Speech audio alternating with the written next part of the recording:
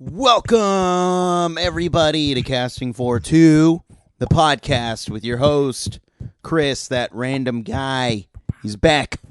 Can't get rid of him. Trying to get rid of him. I don't know if you can hear it in my voice, which is funny because you'll hear it in the episode. I was a bit sick when recording this episode, and now I'm feeling better. Not saying I'm not sick. I'm like 80% better, so that's good. Welcome, everybody, to episode number 117. Thank you, as always. And if any of you guys would love to contact me, I'd love to hear from you guys. So make sure to check out my Twitter, at Casting4Two. That's also my Instagram as well. Or you can send me an email, casting4two@gmail.com. Of course, if you want to go on to iTunes or Stitcher and leave me a review, I guess. I was going to say comment because that sounds a lot less pressured, I guess. I don't know. But anyway, you can go do that. And I love every single last one of you, especially you, Jerry. Shout out. But I should probably get into today's guests. They are a Portland-based band.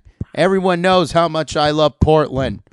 I have James, Collette, and Morganfield Riley from the band Câlisse, and I was so happy to chat with them. I got their new album, Farewell Black Sheep, and it is amazing, and I love it, and I can't wait for everyone else to listen to it, but unfortunately it's not coming out until April, so you're going to have to wait. But you don't have to wait for this chat, so sit back and relax and just chill, okay? All right. Chris, cue the music, please, and thank you.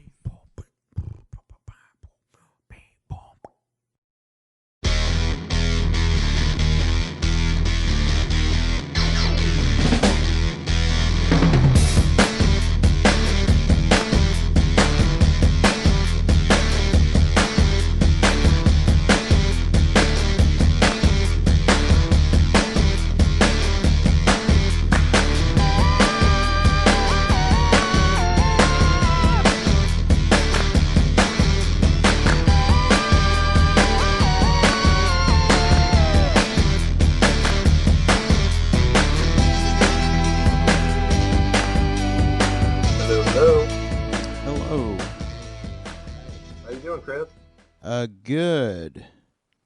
Oh, good. Okay, I'm recording. Never mind. Awesome. Cool. Yeah.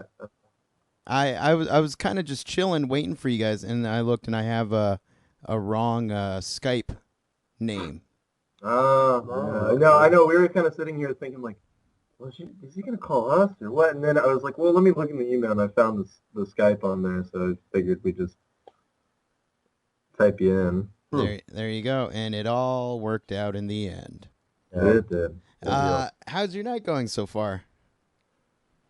Yeah, it's going pretty good. This is the third job of the day, so, you know. All right. What are the other two? Restaurants. Gotcha. Yeah. Gotcha. Is it one of those things that you have fun with, as much fun as you can, or is it like, it's pay the bills? It's one of those things where I really want to eat. Gotcha. Yeah. No, I know those jobs. And Morganfield, by the way. I don't know if that matters. That's my name. And I'm James, and I edit film sometimes, and sometimes do other things with film, but. And then I intern in studios and try to learn as much as I can about recording. There we go. Yeah, no, the show just kind of starts when it starts. It's all started. And I usually do an intro where I say hi, I list who's on the show, so it's all good. I too am one of the film people. Or trying to be anyway. I went to film school and all that jazz, but unfortunately my equipment is not up to date, and even my computer just crashed and died. So, You're saying on a Red or a Ronin or anything? no. We don't either. There we go. Yeah. But no, even my main computer, my most powerful computer that was back in 2008 died. So now I'm not able to edit anymore. Oh, man. Oh. Yeah. But yeah, it's okay. I'll get a new computer eventually. But yeah, so like I said, this is a very, very loose show. Full disclosure, if you hear random pauses from me, I do have a little bit of a cold, so if you hear a pause from me, I'm just coughing, and I don't want you to hear it. Okay, if you hear sniffling from us, it's because we also had cold. It's not cocaine. Okay. Yeah. Okay. All right. My voice is a little hoarse because I was sick, and then as soon as I started feeling better, we had a show, and I've just not really been smoking cigarettes, which is something I've been trying to get away from. So, like the coughing and everything, just kind of, I'm a little grumbly, I guess. So we're all pretty much in the same boat. Yeah. Yeah. Nah, it's all good. But let's talk about the band for a second. You know what? Let's not talk about the band for a second. One thing I like to know about musicians when they actually get bit by the musical bug. And so for you guys, when did that happen to you? You want to go first? Yes, I'll go first. I mean, I guess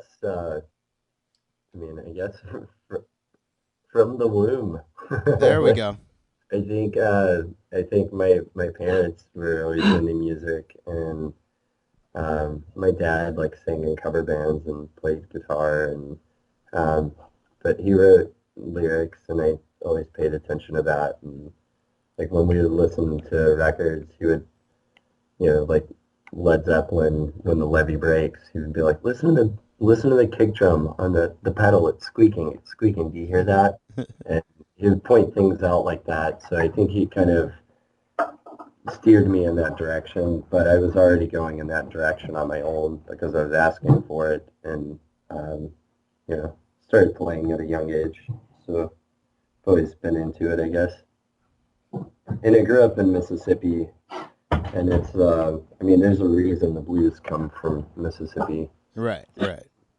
So I think just, being there and like a product of the environment to some degree kind of led me to it as well.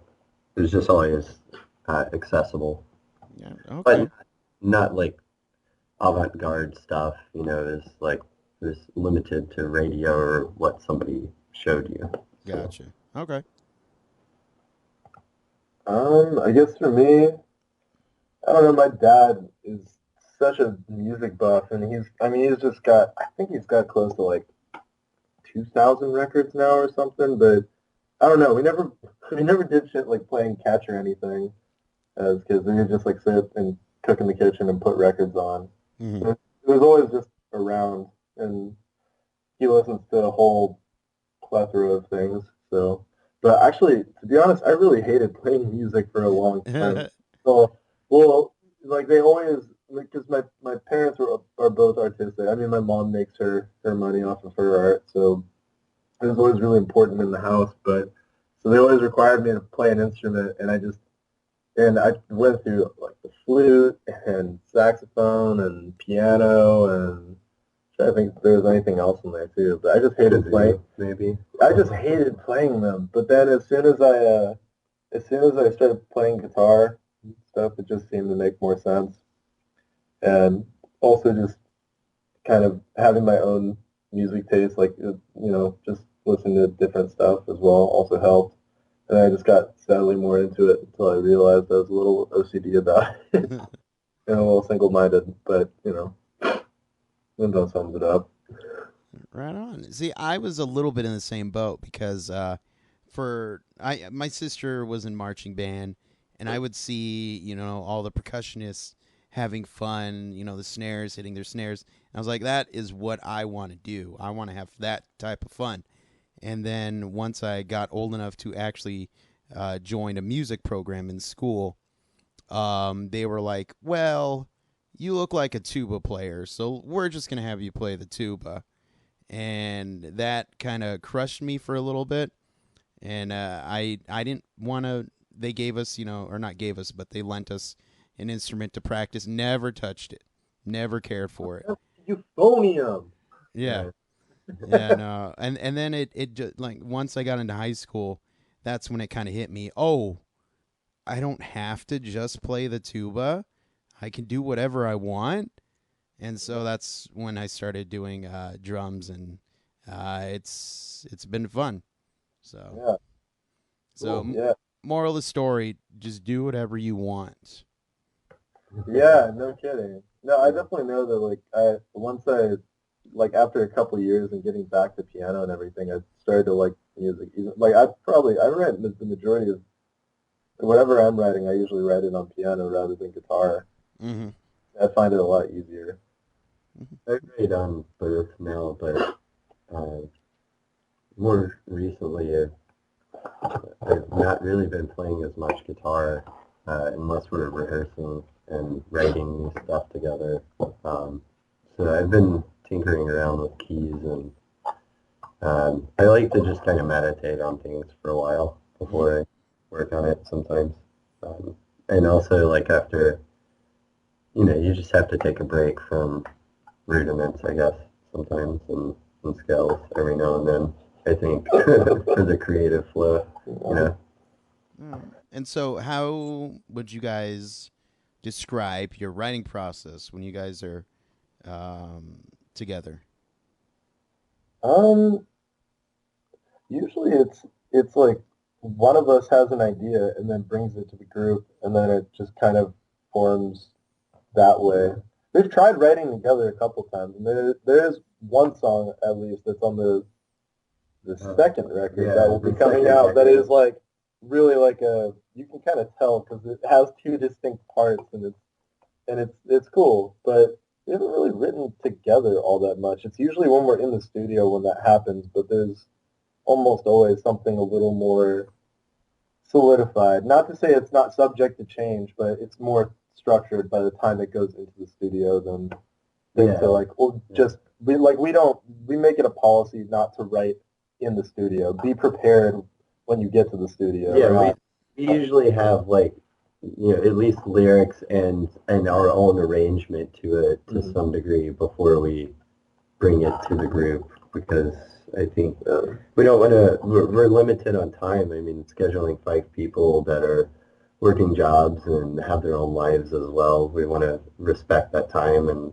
they do the same for us by showing up and working on their parts and writing and contributing to the arrangement as well. So I think it's like we've had more time to do that with the second record that we're working on, because on Farewell Black Sheep we really only practiced like Twice? Yeah, twice. And one of those was without the drummer, and that was like 2 days before we came into the studio. So it was all just off of demos that I had done, and Morganfield and I had already done our own arrangement and production to Omnibrain, and most of which we kept in the studio for what's actually on the record. And we didn't track the gospel choir in my apartment or anything. Yeah. We did that in the studio. So. But we knocked the record out in 2 10-hour sessions back to back, and that was it. Oh, wow. Okay. And then we did come back in for some overdubs, and when we started mixing, and we added a couple of, like, maybe changed a guitar track or two, and maybe added a little change in harmony, but that was it. We really kept everything else we did off the cuff, and I think we were all going through finals in college. Yeah. I was in film school, and Rob, the drummer, was finishing art school as well, and then it was really hectic. And Tim, who played bass on the record originally, who's now been not replaced, but who's taken over playing bass in the band has been Kevin Hoffman. So, like, just having those shifts and, like, I think the pressure of finals and school and limited time and limited money, we all just did the best we could and without overthinking anything. Yeah, and definitely went through a couple people. I mean, not by choice, just everybody has their own things going on. So, like, I think this, James and I, in March, we'll have been playing music together for like a year. Yeah. But this incarnation of the band has only been around since like August, really, like the end of August when Kevin joined. Yeah. Well, yeah. Basically, that's it. And we just really spent. We were rehearsing the record. Just, I mean, sometimes 3 or 4 times a week, and just running the songs over and over. And I think we really seasoned ourselves well enough to get out and start performing it. But since then, I think we really started to kind of develop into something. At least I find more intriguing. I think. Oh yeah, well, too. I mean, not that the first record is not intriguing. I think the it circumstances was just more calculated and more limited on I guess just means and time. Yeah. You know, which is fine because I think it worked. Yeah. Well, definitely.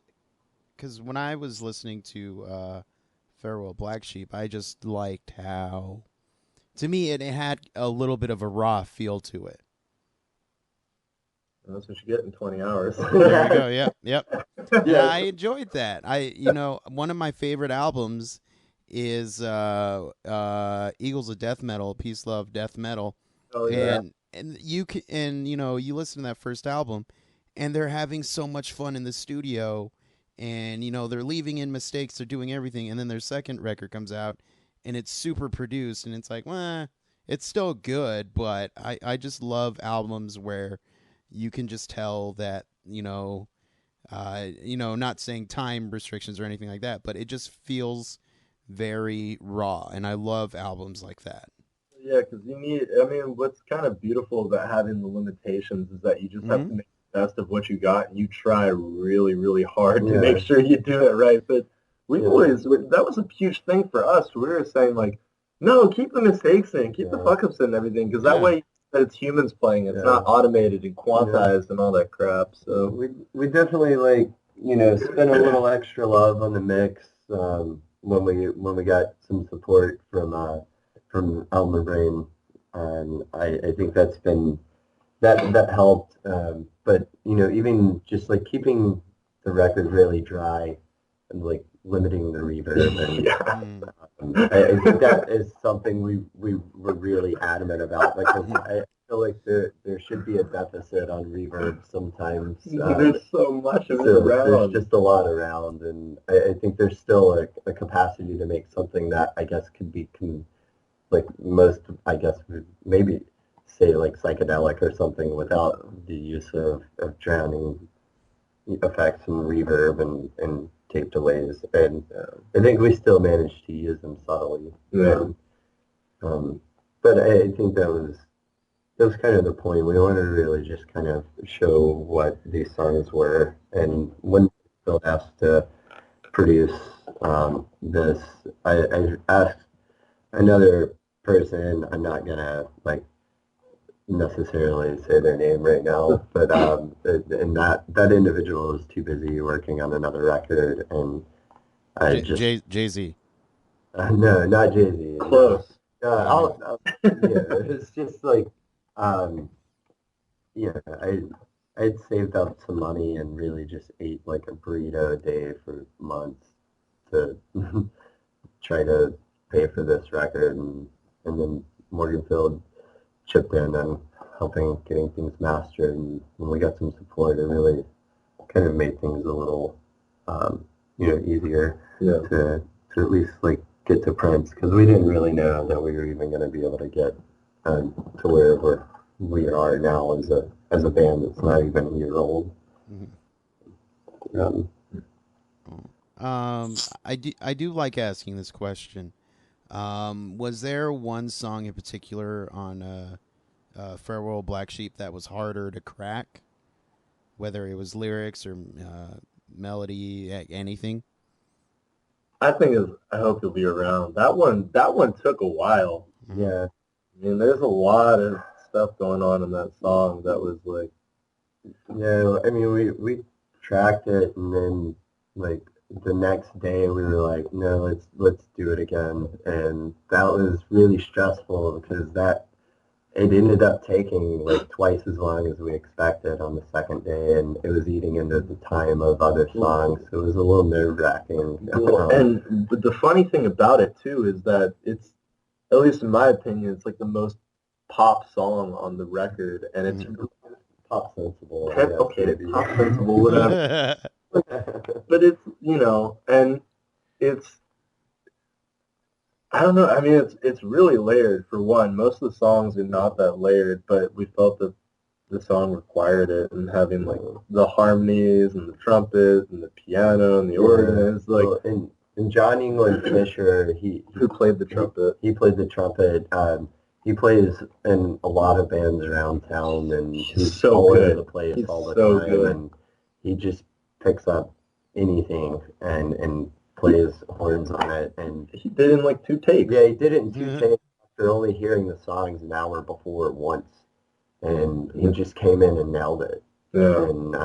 And it was, I mean, I think he did it for maybe like $40 and a couple of beers. There you go.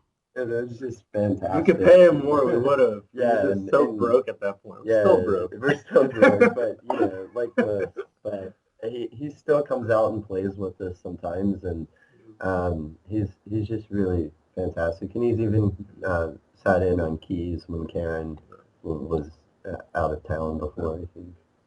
Do you have a particular favorite song on the record? This is gonna be so random. I enjoyed the record. I enjoyed all of it. What's the last song of it? Sometimes you can't use names. Yes, this is so random, but I love the accordion bit at the very end. Yeah. I was wondering if somebody would catch that. I'm glad you caught that. I was just I heard it and I go, oh, that's so beautiful. I want to keep listening to it. Why is it only that much?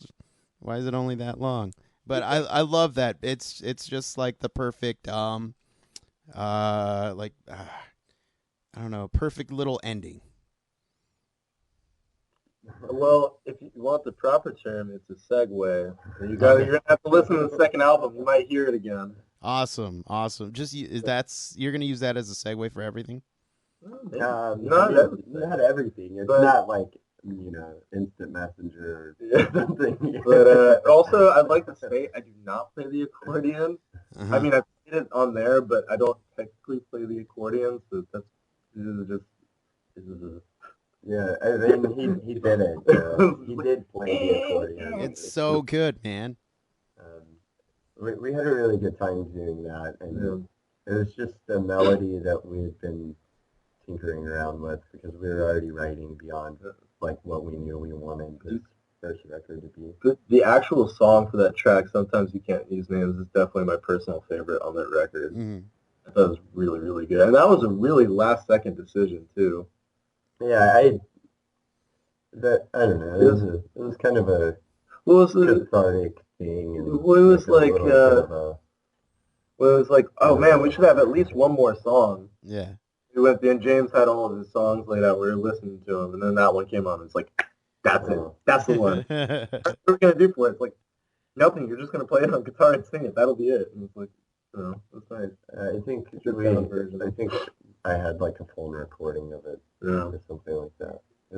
I had like, what was it, like 176 that you made me narrow down to like 10 to 10, and that was really hard. And I don't know, that was a really difficult process because I had to listen through all of the songs that I had written in the last like 2 years to really make the decisions on what I wanted this to be, and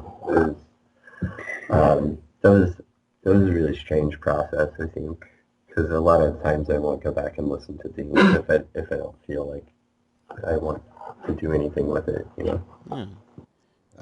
Can you give us any? I know the first album's not out, but can you give us any like teases for the new album? The second one? Yeah. Little Little tease. Like what's gonna happen? Yeah. Well, I mean, there's more than one singer. As lead. And there's more than one songwriter. Yeah. There we go. The pretense in what the first album was recorded as was because James intended it to be a solo project, and then just more people got involved, and it just evolved into a band thing. And so now the new songs, it's like I have songs, he has songs. Karen Moore, who's also in the band, she has songs. Rob Eigelden, he has songs. He's the drummer. Kevin Hoffman has songs. I don't know what Kevin's doing. They're probably really I haven't average. heard any of his. I hope they're not. Don't worry, but if you know Kevin, you'll see. He's a very average stature.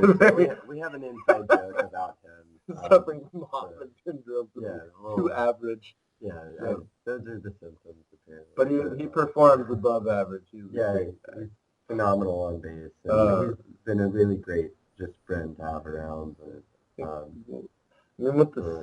I think with that, we're just getting to know each other better, musically and personally, and we've just been really supportive of one another and spent a lot. I spend more time with the band than I do my girlfriend, and I feel bad for that, but I try to. No, don't feel bad. That's okay.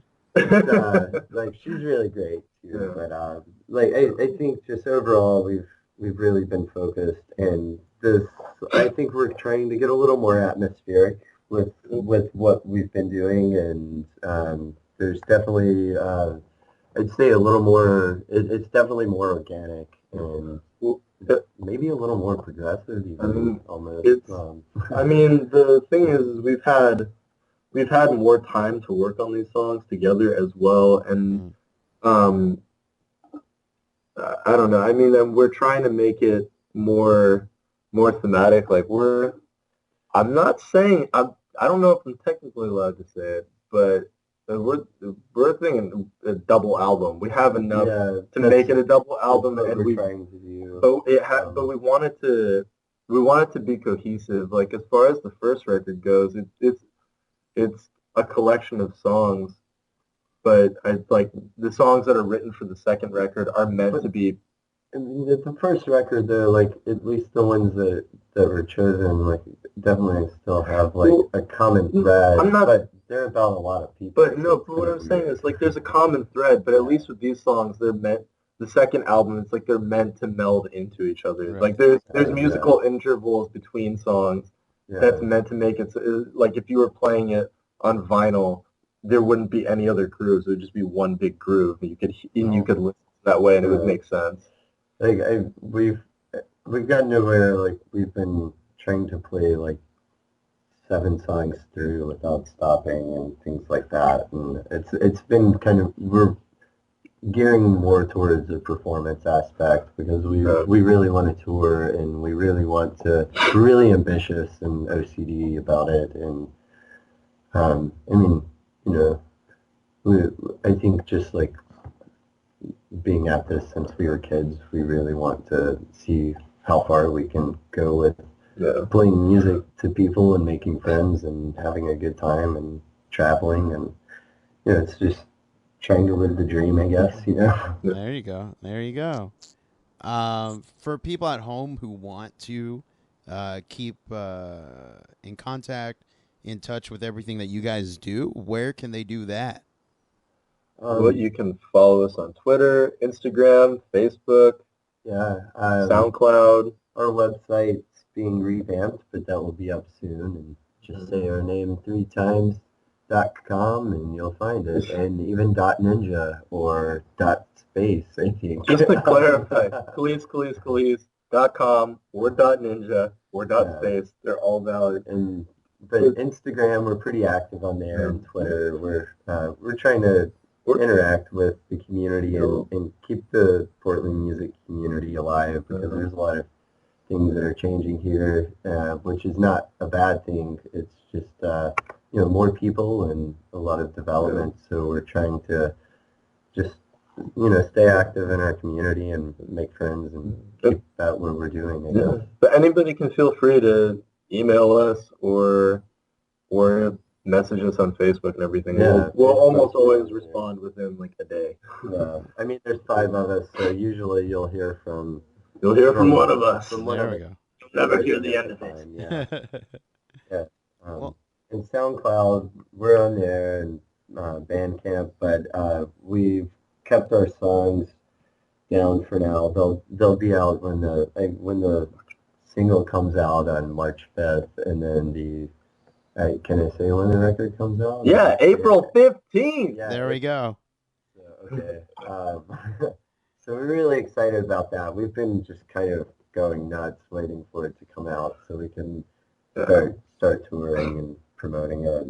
And it'll be available on CD, tapes, vinyl, digital download. And if you get the tapes or the vinyl, you get a free download with it, so people don't have to worry about having one or the other. We also have personalized tape decks for anybody who wants them too.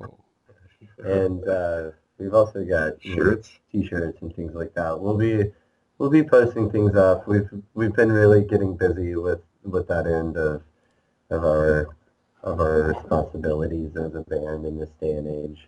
So, and also, like with that, we're keeping the vinyl and the CDs and cassettes really as low as we could possibly get the label to let us keep it, and they've been really nice about it too. Yeah, they've been very supportive of it. A 12-inch, 150 gram vinyl, like just simple packaging with good artwork for like $12. So wow, okay. We're trying to understand that we want to buy our friends' records, but sometimes there's bands that come through town that are larger, and it's like, $28 or more for a record, and sometimes it's hard, like when we're trying to, make records ourselves, and so, $12. $12. We're trying to be understanding, and we want you to have. We want some fans. We want to make people happy with what we do, and if they enjoy it, we definitely want to make sure that they're able to enjoy it in whatever format they can do and still afford to do so. Well, there you go. I will definitely be picking up the vinyl version because I like this album, and I want to hear the accordion play on my record player. It'll be available in black vinyl, and if there's a couple copies that are translucent green. Yeah. The hand-numbered translucent green copies. Those will be cool. I'm sending my grandma one. Well, right on. James Morganfield, thank you so much for chatting with me. I have to go. Now I'm going to let you guys go as well. Go medicate or whatever. Yeah, no problem. Well, hey, man, the rest of the band is going to be here soon. We're going to go to another rehearsal. We got there you go. Thanks coming up on a Bowie tribute gig on March 5th. It's that's February 5th. February 5th. Yeah. February 5th at Club 21. We've got March 5th at Kelly's Olympian for our single release. Yeah. Right on. Well, you know what? You guys have fun jamming, and hopefully you come up with an accordion song. All right. Oh man, maybe it's already done. There we go. All right. Cheers, Chris. All right. Thank you, Chris. All right, thank you. Have a good night.